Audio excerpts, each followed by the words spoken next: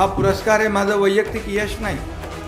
तुम्ही अनेक सगळं कामं वाचून दाखवली, काय काय केलं ते म्हणाले. कधी कधी आपण सगळ्या गोष्टी सांगत असतात किंवा एकनाथ शिंदेने हे केलं ते केलं. माझं कर्तव्य म्हणून मी ते करत असतो.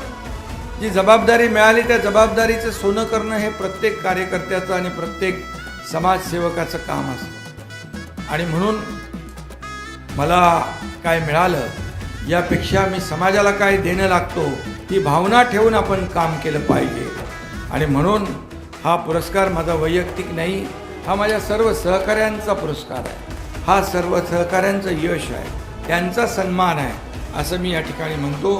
आणि माझ्यावर जीवापाड प्रेम करणाऱ्या माझ्या लाडक्या बहिणींचा आहे, लाडक्या भावांचा आहे, लाडक्या वारकऱ्यांचा आहे, लाडक्या शेतकऱ्यांचा आहे. आणि म्हणून मी आणि त्याचबरोबर जनतेसाठी केलेल्या प्रामाणिक कार्याचा सेवेचा हा पुरस्कार आहे.